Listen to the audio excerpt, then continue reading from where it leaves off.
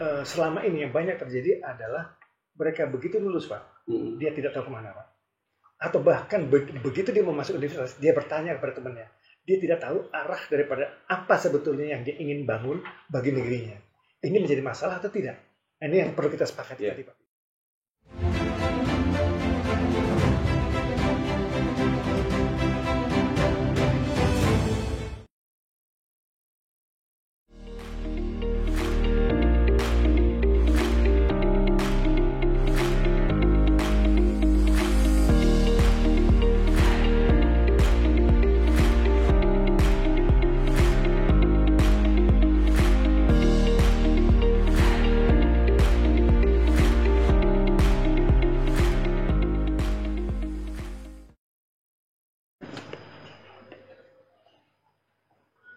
Akselerasi Indonesia menjadi negara maju.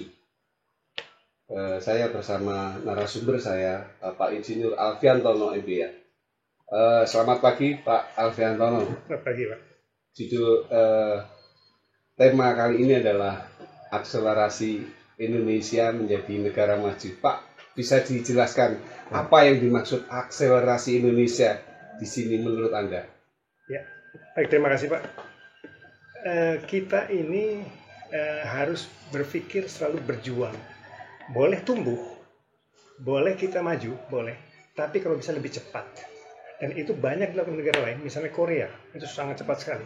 Jadi ada pertumbuhan yang bukan standar, tapi lebih atas standar. Katakanlah Korea, katakanlah China. Itu memang mereka mempunyai pertumbuhan yang di atas standar. Kalau melihat pada grafik dari World Bank, itu memang pertumbuhan atau akselerasi itu sangat luar biasa. Ada sesuatu yang patah, bukan hanya standar lurus monoton, tapi ada sesuatu yang patah. Akselerasi itulah yang kita perlukan Pak. Pertumbuhan yang lebih daripada standar yang pada suatu negara. Dan melalui Indonesia kita perlu mencari itu. Oke. Dalam tulisan Anda membicarakan kepemimpinan era 2030 sampai 2045. Iya. Bukan yang sekarang, Pak. Iya. Bisa ini dijelaskan kenapa itu, Pak? Kepemimpinan itu tidak mungkin bisa terjadi secara instan. Kita harus mempersiapkan suatu kader yang diberi suatu pemahaman bahwa kita sebenarnya punya potensi yang begitu besar, sehingga apabila dia sampai pada waktunya untuk menjadi pemimpin di masa depan, katakanlah yang generasi Y, yang disebut milenial, atau generasi Z, yang sudah cukup umur pada waktu itu, katakan 2030 itu usianya sudah cukup, apalagi 2045 generasi Z yang akan masuk. Persoalannya adalah apabila kita tidak memberikan pemahaman akan potensi besar kita, tentu dia akan standar dan telah terjadi selama puluhan tahun sebelumnya. Begitu banyak potensi Republik Indonesia yang belum dikembangkan, belum didorong. Untuk itu, pemimpin masa depan itu harus dipersiapkan sehingga akhirnya dia paham dan dia akan mendorong pada waktu dia setelah paham. Pada waktu dia memimpin, dialah motor penggerak Indonesia 2030-2045. Oke, tapi saya tanda kutip tadi ada potensi, Bapak bicara potensi. Potensi Indonesia yang Anda maksud tadi itu apa? Seperti apa? Potensi Indonesia, Pak, itu begitu banyaknya, hebat. Kita ini karunia yang begitu besar dari Allah Subhanahu Wa Taala, begitu hebat, begitu banyaknya. Tapi kita harus fokus. Kita harus tahu di antara potensi tadi, kita punya banyak sekali, yang mana sebetulnya kita pilih supaya kita fokus. Pertama saya akan mengatakan adalah fokus yang pertama adalah maritim. Maritim. Menurut data dan menurut informasi dari pemerintah resmi, itu adalah 1,33 triliun per tahun, Pak. Kalau kita kalikan kepada US dollar sekarang sekitar hampir 15.000, hampir 20.000 triliun per tahun. Pertanyaannya, apakah sudah kita dorong dengan maksimum? Data Bank Indonesia 2016 itu 4% Pak baru yang masuk kepada pertumbuhan ekonomi, 4%. Mungkin kalau Jepang udah lebih dari 20%. Yang kedua adalah pertanian. Apakah telah kita dorong pertanian kita dengan maksimum? Ini menjadi pertanyaan kita. Apakah telah kita melakukan ekspor? Apakah telah melakukan suatu namanya rekayasa dalam bidang pertanian? Buah kita menjadi buah yang tidak hanya tumbuh, tapi buah yang baik. Standar internasional misalnya. Yang ketiga adalah energi terbarukan. Potensi kita 400 gigawatt. Tapi kita baru bangun 10 giga, 2,5%. Ini perjuangan ke depan anak muda yang kita beri pemahaman sekarang, sehingga apabila nanti sampai waktunya dia akan gigih, dia paham, diberitahu sejak sekarang. Yang keempat adalah industri. Mungkin mobil Bapak, handphone Bapak, lampu rumah Bapak, televisi Bapak, itu masih bukan buatan kita. Kenapa? Apakah kita tidak mungkin untuk membangun tersebut? Sangat mungkin. Kita punya banyak insinyur-insinyur Pak, dari berbagai universitas, dari ITB, ITS, itu sangat-sangat pandai. Persoalan adalah kita belum mempunyai arah ke sana, mari kita bikin arah Pak. Pemerintah sudah bikin infrastruktur, mari kita isi infrastruktur dengan industri Pak. Di sini kesempatan kita. Industri begitu banyak kesempatannya. Yang kelima adalah budaya Pak. Budaya ini termasuk wisata yang juga sangat hebat. Yang kedua Pak, kuliner. Kita punya 34 provinsi, satu provinsi saja 30 Pak. Maka kita punya 1000 macam kuliner Pak. Amerika cuma 3 Pak. Amerika cuma spaghetti, Amerika cuma yang namanya pizza, ataupun hamburger. Kita punya 1000 Pak. Tapi apakah kita dorong? Apakah ada kita mau makan masakan Indonesia di London? Apakah ada kita makan Indonesia di Eropa? Tidak ada Pak. Atau di Amerika? Tidak ada. Inilah Pak. Thailand ada. Vietnam ada. Jepang ada. Kenapa kita tidak? Inilah untuk anak muda diberitahu Pak, bahwa kondisi ini potensi yang sangat besar sekali. Kita pilih fokus kepada 5 ini. 5 ya? 5 yang luar biasa besar. 5. Jadi maritim, pertanian, energi terbarukan, industri, dan budaya. Nah, plus satunya apa ini? Dalam tulisan Anda tuliskan konsep untuk 5+1. Ya. Jadi ini merupakan satu konsep strategis Pak. Disebut potensi Indonesia 5+1. 5-nya tadi, plus 1-nya adalah manusianya Pak. Manusianya. Inilah orang-orang atau anak muda yang sekarang kita harapkan akan nantinya membangun 5 potensi besar ini pada waktunya. Setelah waktu mereka menjadi motor penggerak Indonesia. Jadi kita siapkan ini. Hanya 5 Pak ya? Tidak 6, 7? Boleh, dipersilahkan untuk penggerak lain. Tapi nanti takut tidak punya fokus lagi Pak. Yang kita kejar sekarang adalah fokus supaya bisa terjadi akselerasi Pak. Nggak tersebar lagi Pak. Oke. Anda tadi sudah menyebutkan mengenai potensi negeri ini. Bahkan dalam tulisan Anda saya juga membaca bahwa potensi negeri yang dikembangkan ini masih jauh dari optimal. Ini apakah karena tidak peduli, tidak ada kepedulian, tidak paham potensi negeri ini, atau karena tidak ada yang mendorong, Pak Alfiantono? Memang banyak faktor, Pak. Salah satunya mungkin karena tidak paham. Bagaimana dapat tidak paham?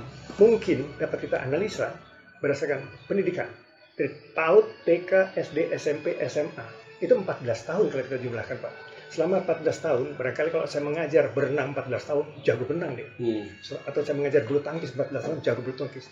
Apakah setelah lulus pendidikan yang begitu panjang, 14 tahun, apakah anak atau siswa kita paham mengenai potensi negerinya?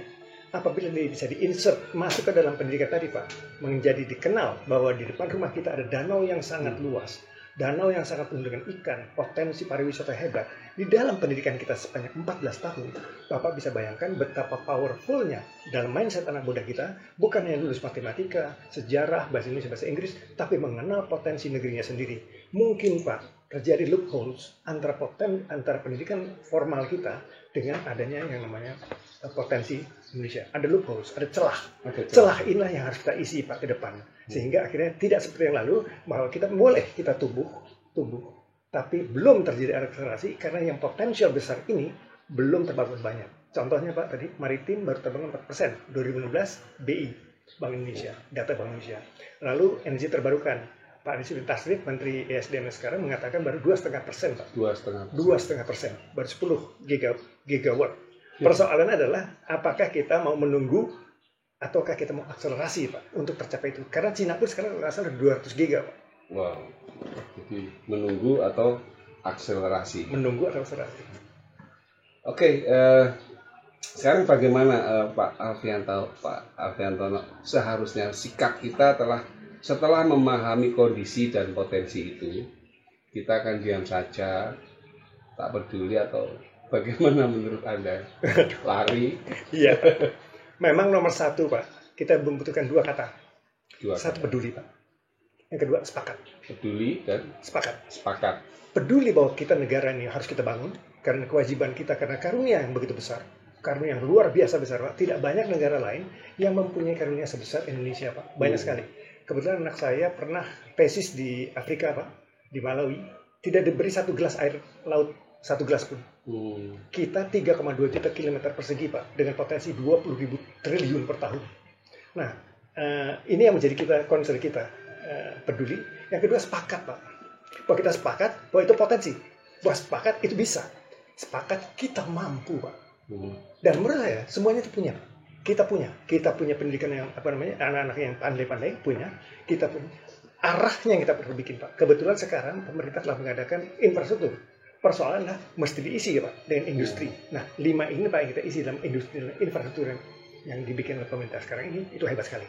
Hebat sekali. Jadi peduli yang pertama kan sepakat. Ya, atas kekurangan kita tadi. Ketika ini generasi muda kita sudah mencapai pendidikan tinggi, ya, pandai ya, dan tentu saja berbudi pekerti yang baik, jujur. Apakah itu sudah cukup, Pak?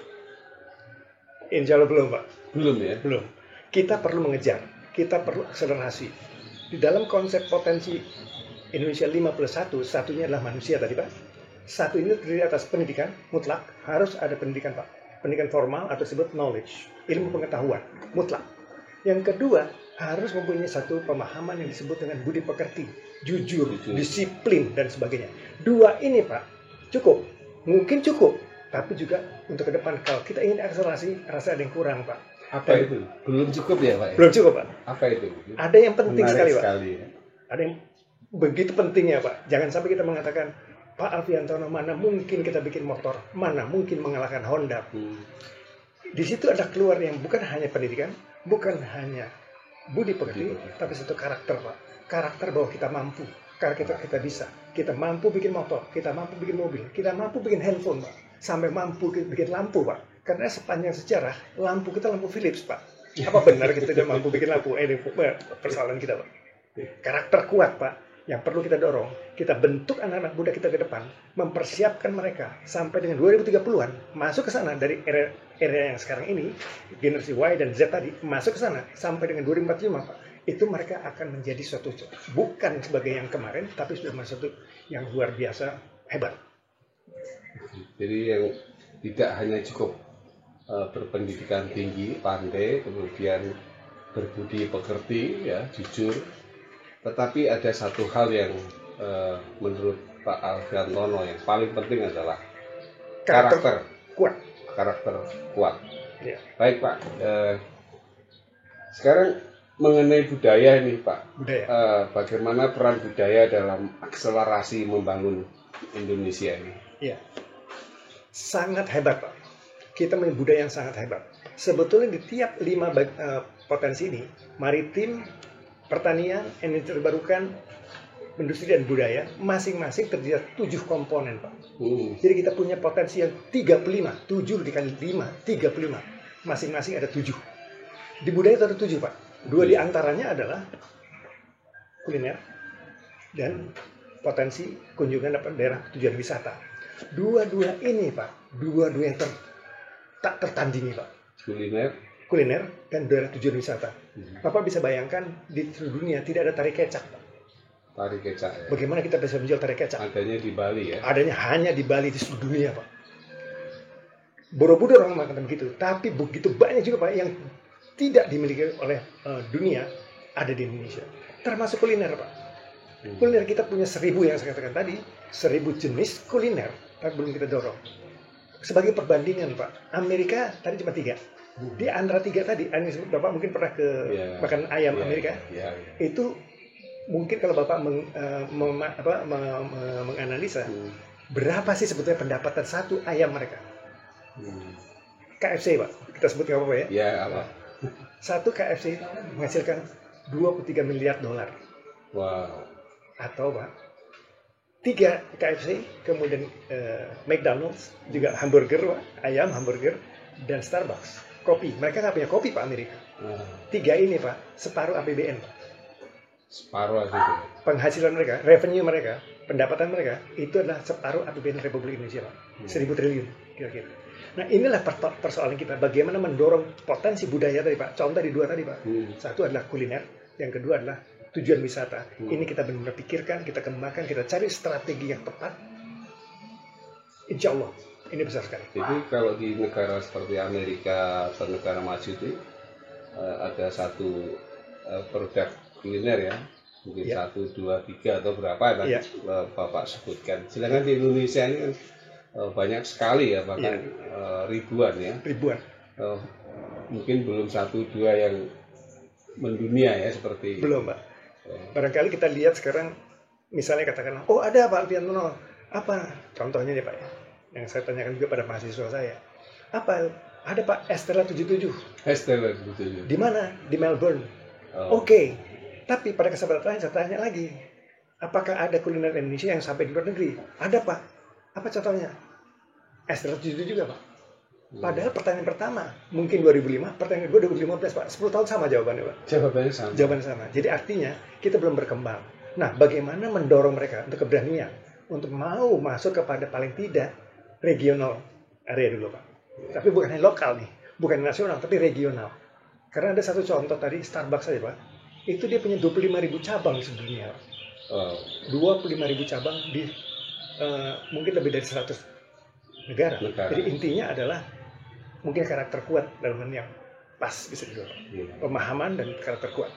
Karakter ya, jadi sangat penting ya karakter kuat untuk mendorong ya.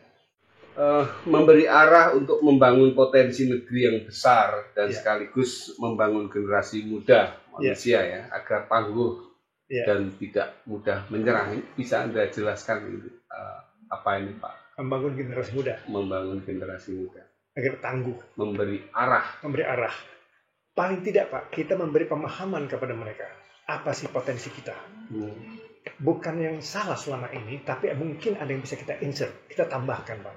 Dari pendidikan formal kita, TK, SD, SMP, SMA tadi, kita tambahkan pendidikan pemahaman atas potensi ini. Sehingga akhirnya mereka paling tidak paham, oh kita punya itu. Sekarang ini yang banyak terjadi, selama ini yang banyak terjadi adalah mereka begitu lulus Pak, dia tidak tahu kemana Pak. Atau bahkan begitu dia mau masuk universitas, dia bertanya kepada temannya. Dia tidak tahu arah daripada apa sebetulnya yang dia ingin bangun bagi negerinya. Ini menjadi masalah atau tidak? Ini yang perlu kita sepakati tadi Pak. Apakah kita perlu memakai satu kesepakatan bahwa anak kita itu perlu kita kasih pemahaman. Ini tidak mudah Pak untuk memahami. Karena apabila kita tidak melihat itu sebagai suatu potensi, maka kita biarkan dia seperti apa adanya, seperti bapaknya dulu. Padahal Pak, negara lain yang belum tentu punya pemahaman, belum tentu punya potensi, tapi dia memahami, contoh Pak, Korea. Ada namanya Mr. Kim, anak muda Pak. Itu dia mempunyai sales yang luar biasa Pak. Dalam 6 tahun, dia berhasil membangun konsep kopi. Cafe dia di bidang kopi Pak. Itu 1.600 cabang dalam 6 tahun Pak. Bahkan sampai ke seluruh dunia, sampai ke New York. Persoalannya adalah, kita punya kopi, apakah bisa sampai New York? Nah, itu kita perlu sepakati Pak. Perlu kita memberi pemahaman yang benar bahwa itulah karakter kuat atau karakter yang tangguh. Setelah dia paham potensi ini benar-benar hebat, diberi pemasukan benar secara mindset, inilah peran seorang guru, peran seorang dosen, peran seorang pemimpin Pak bagi negeri ini. Baik itu pemimpin pemerintahan, baik itu DPD, DPR RI, yang bisa memberikan pemahaman pada bangsa kita melalui pendidikan, melalui arah daripada DPR RI, DPD dan sebagainya, bahwa ini potensi yang benar-benar hebat. Kita perlu itu Pak, sehingga akhirnya mereka benar-benar paham dan merasa itu perlu dibangun, sehingga akhirnya merasa dia mempunyai suatu kesempatan, sehingga akhirnya dia berpikir bahwa saya harus berbuat sesuatu, sehingga akhirnya dia merasa oke, saya punya sesuatu, tangguh dia, kuat dia Pak, dia bisa bersaing. Nah, ini Pak menjadi persoalan karena sekarang ini mungkin banyak sekali yang mengatakan bahwa tadi, bagaimana kita bikin motor Pak, bagaimana mengalahkan Honda, itu menjadi persoalan yang mungkin yang perlu kita pikirkan juga. Jadi sangat sederhana ya, dan ini masih terjadi bahwa ketika anak-anak muda, generasi muda itu setelah lulus sekolah, lulus SMA, kadang tidak tahu mau kemana dia melanjutkan kuliah. Betul, di bidang Pak. apa. Betul. Sekarang ada pesan, ini terakhir Pak, ini pesan khusus ini untuk generasi muda itu supaya tidak ragu-ragu. Anda kan motivator, jadi bagaimana anak-anak muda ini supaya tahu potensi negeri ini. Ya. Pesan kepada anak muda itu kebetulan sudah saya coba untuk jalankan selama 5 tahun terakhir Pak. Ke anak SMA, SMK, S1, maupun S2. Memberi pemahaman bahwa ini ada suatu potensi. Jadi kalian harus paham yang mungkin tidak ada dalam kurikulum. Mereka menyatakan betul tidak dalam kurikulum. Tidak apa-apa, saya mencoba mengisi. Persoalannya adalah tidak mungkin saya sendiri, Pak. Inilah sistem yang akan dibangun, Pak. Kalau bisa bukan hanya sendiri, tapi juga dengan satu sistem yang besar secara nasional. Mungkin nanti dengan DPR RI, saya juga sudah diundang DPR RI, saya juga presentasi kepada DPR RI di Komisi 10 Pendidikan sebelum COVID, Pak. Kemudian kepada calon legislatif juga saya pernah diundang untuk berbicara calon legislatif wanita pada waktu itu. Kemudian juga pada koperasi di Jogja itu diundang juga untuk memberikan pemahaman. Nah ini Pak, ke depan ini untuk anak muda ada satu pemahaman yang begitu serius yang mereka harus ketahui bahwa ini bukan main-main. Bahwa bukan main-main dari satu saja, Pak. Contoh saja maritim. 7 bidang dalam maritim. Masing-masing ada 7 tadi, Pak. Yeah. Satu saja dari maritim itu contohnya aquaculture, Pak. Itu $210 miliar. Aquaculture ya. Contoh saja. Yang bisa mungkin kalau anak muda dikasih mengenai transportasi laut dah ngeri duluan gitu ya. Kapal mahal amat itu. Nggak usah. Kasih aja mereka yang bisa misalnya katakanlah aquaculture. Nanti bisa dicek di Google. Aquaculture. Itu $210 miliar, Pak. 210 miliar per tahun. Dan itu yang dikatakan oleh Menko sendiri, oleh Pak Luhut. Sekarang persoalannya apa sudah kita bangun? Inilah mesti didorong. Nah kebetulan memang kami keliling, Pak, untuk memberitahukan kepada anak muda ini bahwa potensi ini begitu besar. $210 miliar per tahun, Pak. Sebagai gambaran kalau tidak salah dari teman-teman otomotif barangkali bisa memberikan gambaran itu 350 triliun, Pak. Sales rupiah per tahun. Ini potensi maritim di satu bidang saja $210 miliar, Pak. Dari 1,33 triliun tadi dolar, itu $210 miliar itu hanya satu bidang. Inilah potensinya, Pak. Kalau kita bisa dorong satu bidang ya. Satu bidang dari 7, Pak. Luar biasa nih. Luar biasa. Kalau anak kita paham, Pak, wah, kita punya harapan besar. Dan itu menjadi salah satu bagian daripada akselerasi, Pak. Mereka paham, diperbangun, kesejahteraan lapangan kerja meningkat, industri meningkat. Contoh saja pada Jawa Timur itu ada Pak Muhammad Najih. Pak Muhammad Najih. Itu seorang di bidang maritim. Saya baru meninggal beliau. Itu hanya bermain dalam satu bidang ikan saja. Itu salesnya kalau nggak salah lebih dari 3 triliun. Itu contohnya saya. Satu orang Najih. Kita bisa ciptakan Najih lainnya, Pak. Muhammad Najih lainnya yang bisa kita beri pemahaman. Akhirnya mereka berjuang di bidang itu. Persoalan memang ini perjuangan, Pak, perjuangan. Bisa nggak kita memberi pemahaman itu? Bukan standar saja seperti di kurikulum, tapi kita tambahkan ataupun insert ke kurikulum sehingga mereka akan lebih paham. Kan nggak mungkin makan bergerak apabila tidak paham, Pak. Iya. Gitu, Pak. Mereka gitu. Baik, Pak Alfiantono, terima kasih sudah Sama-sama, berbagi pengalaman ilmu untuk teman-teman kami di Presiden Center. Ya. Mohon maaf kalau ada yang kurang berkenan. Kita akan ketemu di satu kesempatan lain. Terima kasih dan kita akan kembali ke Presiden Center. Baik teman-teman, itu tadi pembicaraan saya dengan tema akselerasi Indonesia menjadi negara maju bersama narasumber saya, Insinyur Alfiantono, MBA. Sampai ketemu.